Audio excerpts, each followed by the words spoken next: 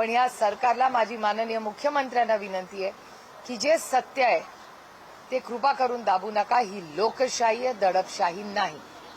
त्याच्यामुळे ह्या सगळे जे व्हिडिओज, मग तो शाळेचा व्हिडिओ असू दे किंवा हा अंगणवाडीच्या अन्नधान्यामध्ये होणारा, मी भ्रष्टाचार शब्द वापरणार नाही, पण जे काय चाललंय हे अयोग्य आहे. याची पारदर्शक इन्क्वायरी झाली पाहिजे. जशा आश्रमशाळांमध्ये आपण बघतोय काय झालंय, दीपकेंच्या व्हिजिट्स असतील शाळेच्या, त्याच्यावर बंदी आणेल अशा वर्तमानपत्रात बातम्या. हे दुर्दैवी आहे की जर आजची मुलं रस्त्यात, म्हणजे खड्ड्यांचा विषय असेल किंवा अन्नधान्याचा मध्ये जे चुकीच्या क्वालिटीचं, वाईट पद्धतीचं हे सगळं अन्नधान्य मुलांना पोचतंय, मग त्याच्यात करप्शन होतंय का काय, हा एक मोठा प्रश्नचिन्ह दबक्या आवाजात लोक आता बोलतायत. आणि शाळेसाठी एवढा मोठा निधी जर शिक्षणात जातो तर मग हा निधी जातो कुठे, पैसे जातात कुठे आणि कशाचीच? रस्त्याची क्वालिटी नाही, शिक्षणाची क्वालिटी नाही, आश्रमशाळांची नाही, आता अंगणवाडीची नाही, मग राहिलं काय? त्यामुळे हे अतिशय गंभीर आहे आणि महाराष्ट्राला न शोभणार. विरोधी पक्षनेते राहुल गांधी पुण्यात येत आहेत. छात्रवृत्ती कोर्सला परवानगी दिली, मात्र 30 अटी घटलेल्या आहेत, ज्या जाचक आहे तसा आरोप काँग्रेसनं केलेला आहे.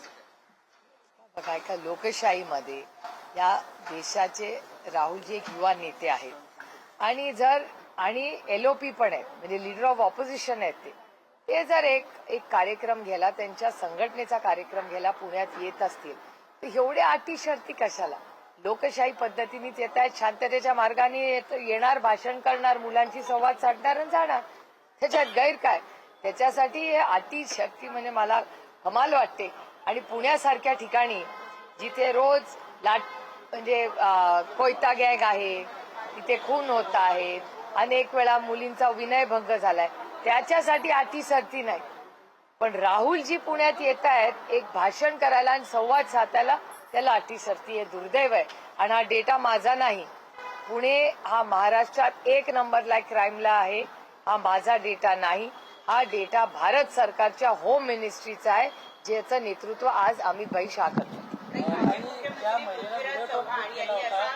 एका वेळेस पृथ्वीराज चव्हाण असं म्हणाले आहेत, गेले काही दिवस त्यांच्या मुलाखती खूप चर्चेत आहेत.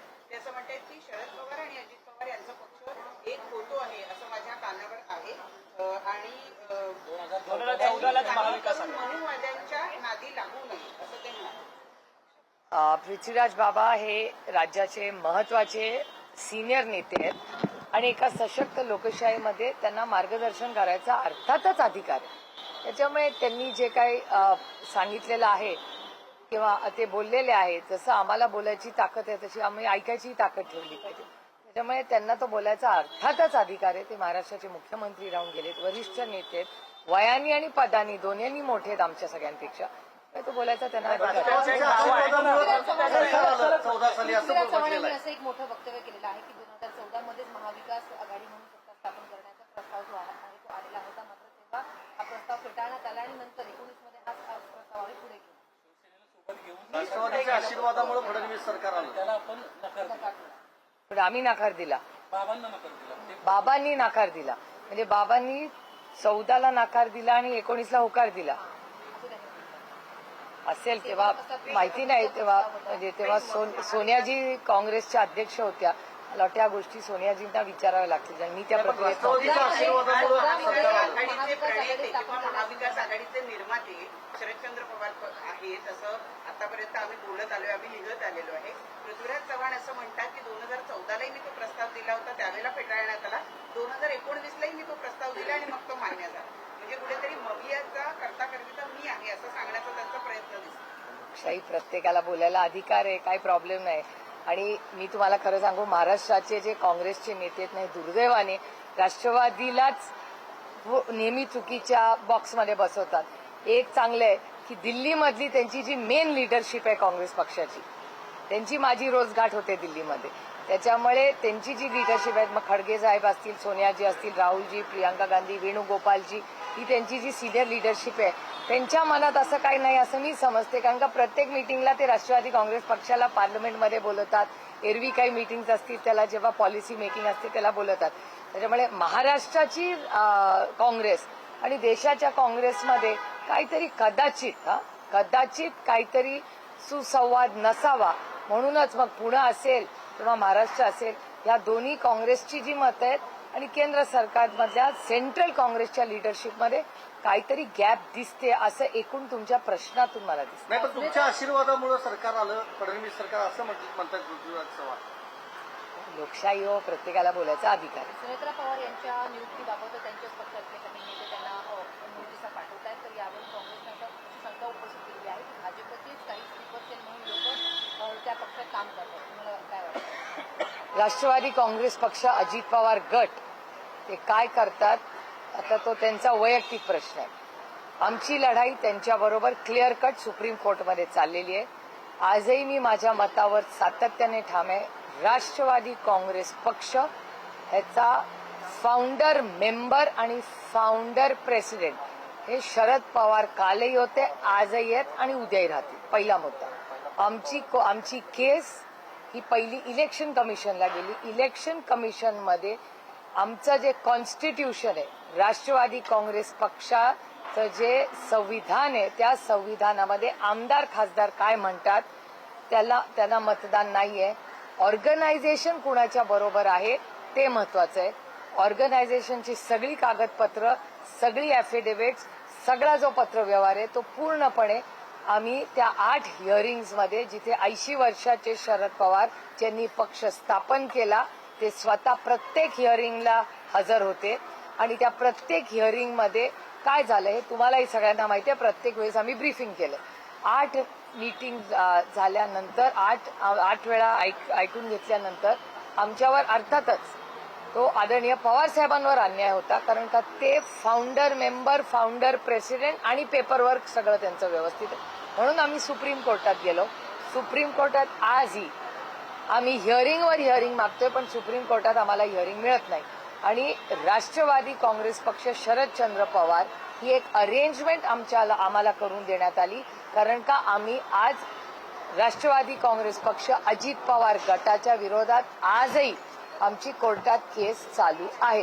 कारण का मी मागेही तुम्हाला बोलते, मी पुन्हा रिपीट करते की आमची ही लढाई ज्याचा पक्ष आहे त्याला तो मिळाला पाहिजे आणि नंतर आदरणीय पवार साहेबांनी त्या पक्षाचं काय करायचं हा आदरणीय पवार साहेबांचा स्वतःचा आणि त्यांची जी टीम असेल त्या प्रक्रियेमधली त्यांचा असेल. तो आमचा कुणाचा वैयक्तिक प्रश्न नाही, कारण का ही एक संघटना आहे, ही कुणाची मालकी नाहीये. पण ज्या चुकीच्या पद्धतीने त्यांनी तो आदरणीय पवार साहेबांकडून काढून घेतला हे चुकीचं आहे. आणि लढाई एवढ्यासाठीच करायची की आज हा अन्याय आदरणीय पवार साहेबांवर झाला, उद्या हे देशामध्ये दुसऱ्या कुणावरही तो करतील. त्याच्यामुळे एखादा rules are made to be followed. नियम कायदे हे मनमानीसाठी नाही चालत. हा देश संविधानानेच चालणार, भारतरत्न डॉक्टर बाबासाहेब आंबेडकरांच्या संविधानाच्या चौकटीतच चालणार. उद्या कोणीही मनमानी करेल, उद्या तुमच्या चॅनलमध्ये आम्ही येऊ आणि म्हणू हे चॅनल आमचं आहे, चालेल का? नाही ना. त्याच्यामुळे ही नैतिकतेची लढाई आहे, ही बाकी कशाची लढाई नाही, नैतिकतेची लढाई. म्हणजे उद्या आदरणीय पवार साहेबांना तो पक्ष दिल्यानंतर दुसऱ्या दिवशी त्यांनी काय करावं ते आणि त्या प्रक्रियेमधल्या लोकांनी निर्णय घ्यावा. काही पार्थ पवार काय परिस्थिती आहे? कशाची केस कोर्टात आहे, आम्ही रोज तारीख आमचा मागतोय. त्यांच्या विरोधात तुम्ही कोर्टामध्ये लढाई होता, त्याचे त्यावेळेसचे तत्कालीन अध्यक्ष अजित पवार होते. अजित पवार सध्या हयात नाहीये आणि त्यानंतर सुनावणी कोर्टात झालेली नाहीये. त्यामुळे सध्या कोर्टाची काय परिस्थिती आहे आणि काय सांगितलं जातं? ही लढाई कुठल्या व्यक्तीबरोबर नाहीये, ही प्रक्रियेची लढाई आहे. उद्या कुणाचाही पक्ष असा कोणीही फाउंडर मेंबर प्रेसिडेंट असताना जे आदरणीय पवारसाहेब हे नुसते फाउंडर मेंबर नाहीये, त्या पक्षाचे अध्यक्ष आणि पुन्हा मी म्हणते की त्या संविधानात ती जी घटना आहे त्या पक्षाची ती जर कोणीतरी वाचली तर त्या केसमध्ये, आमच्या विरोधकांच्या केसमध्ये दमच नाहीये.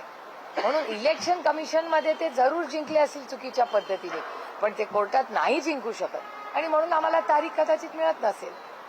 त्याच्यामुळे दुर्दैव आहे की एका सशक्त लोकशाहीमध्ये नियम कायद्याप्रमाणे हे झालं पाहिजे, एवढीच आमची अपेक्षा आहे.